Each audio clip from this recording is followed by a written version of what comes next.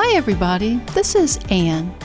As potters, we strive to make the most out of the resources we have readily available in our studios. I'm sure I can speak for most of us in saying that one well-accumulated resource we all have plenty of is scrap clay. In this video, I'll show you a great way to recycle those scraps by making clay stamps. In fact, I'm going to show you 20 different clay stamps and some exciting ways to use them. Now here are some clay stamp forms that I created with some of my leftover scraps. I let these dry to leather hard and now they're ready to carve. The first type of stamp I'll make is hand rollers. This particular one will be long enough to cover my whole clay slab. With a pencil, I just began to draw different shapes, some in the form of simple flowers and leaves, and some are just shapes. I used a fine carving tool to carve out each of the pencil lines.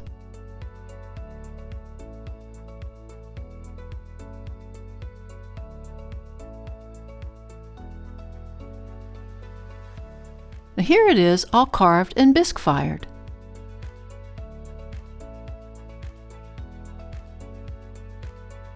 I simply used my whole hand to roll the stamp over the surface.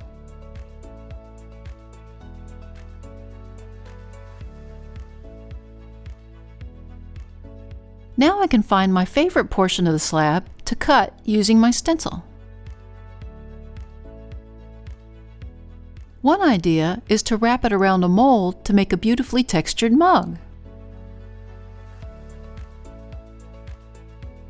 The next stamp is more of the right size for creating texture on just a portion of the slab. To create the texture, I just wrapped the string around the blank, then rolled it over the table surface to imprint the design.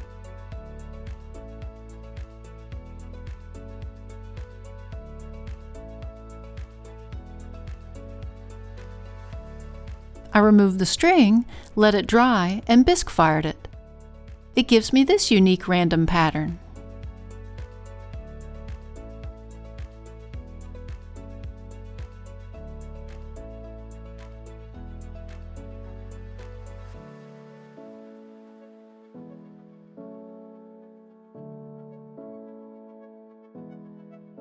I can see a lot of possibilities for this design. It looks like wet sand lines or even grass in a meadow. I wanted to see if I could create a more symmetrical stamp with simple undulating lines. I came up with this design.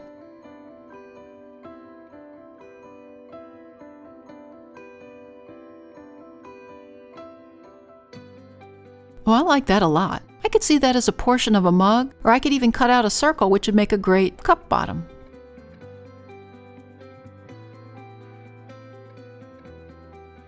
In addition to hand rollers, you can change the style of it to accommodate any type of stick to hold on to as you roll your stamp. I started with a simple cylindrical blank. I used the end of a long tapered paintbrush to poke through the center of one side. I then removed the brush and repeated this in the center of the other side. Now when you begin to push the brush through, it'll find the track from the other side and will give you a straight line through. As the brush is tapered, I can enlarge the hole by sliding it to the wider part of the brush. When it was leather hard, I began drawing just a simple vine and leaf design around the entire wheel.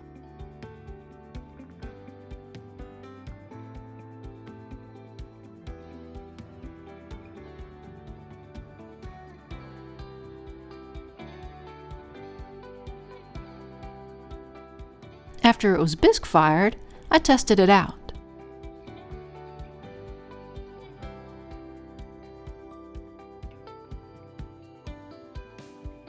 Oh, that'll make for a really neat border around a cup or a bowl.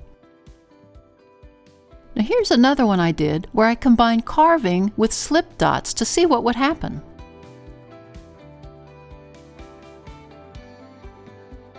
The slip dots add another layer of dimension to the surface. For another idea, I had a square dowel rod that Xiem carved along the top. I wanted to see what would happen if I created a roller using that.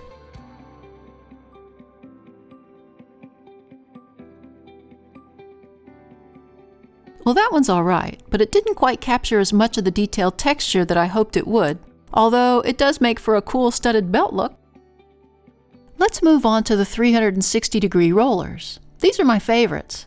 I simply rolled out a circular ball of clay. This one's about 1.5 inches wide. I marked each side of the ball.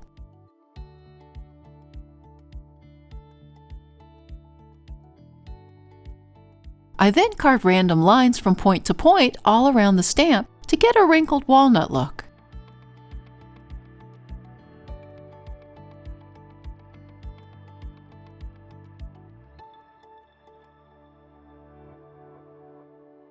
Now if I roll the stamp from end to end, I get a starburst pattern. If I roll it along the straight lines, I get more of a zebra look.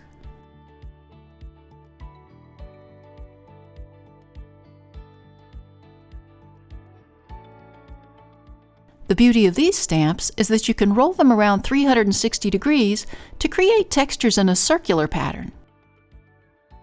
Let's try another one.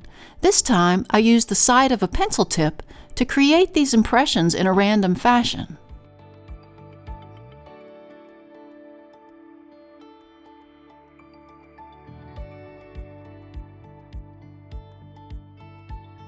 Here's the test rolled from point to point.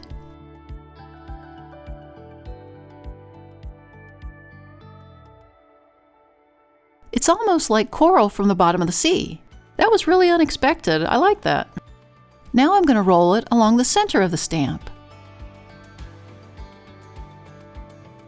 Oh, it has a pine needle look. I tried one more with the flat end of a dowel rod, and then carved the diagonal lines into the corners of the squares. When I rolled it, it gave me a cool blocked path of turkey tracks. I bet this would go over well at Virginia Tech, where the mascot is a huge turkey. I wanted to try one more. This time, I created a small roller that Xiem dubbed the Tiny Nut Roller. Here's what I got when I rolled it from point to point. So cute, like little spiders. Now when I roll it along the center, it creates a nice picket fence.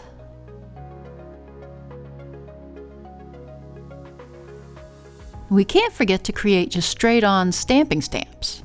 I use my fingers to create this shape, then carve the lines. By itself, I can create a pattern with it.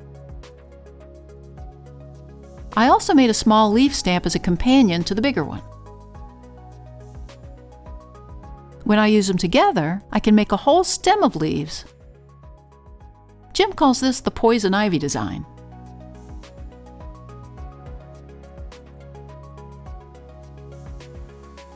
In this stamp, I just carved a simple swirl.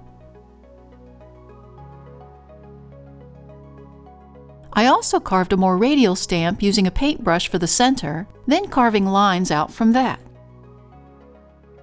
For fun, I carved this tapered line stamp.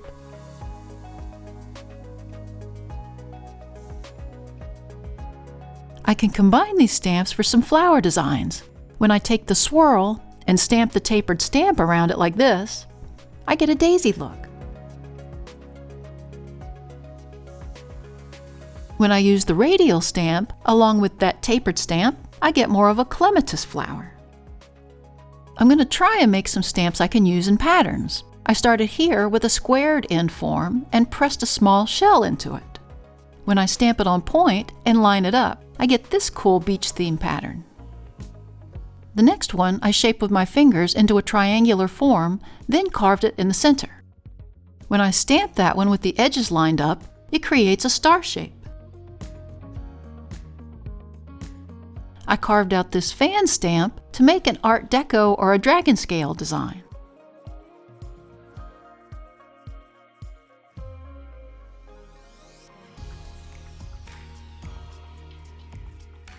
Finally, I thought I'd do a couple with more intricate carvings for appliques. Really, I just used the end of a paintbrush for one and simple carved lines for the other. Oh, those are cute. Now when I cut them out using a bottle top, I can add them as a center point to one of my vases. When we shot this video, we actually came up with so many more variations that got edited out, so you guys wouldn't get too overwhelmed. I challenge you not to just toss your clay scraps in a bucket, but use them to create your own designs. Thanks to the newest members of our Little Street Pottery Research Facility team. If you'd like to join the team and earn a title, click on the Super Thanks button or the link to buy me a coffee. It also really helps us out if you hit that like button and subscribe to our channel. We'll see you next time in the studio. I then carved random lines from point to point all around the stamp to get a wrinkled walnut look. Stop. All right, I have to do that over again.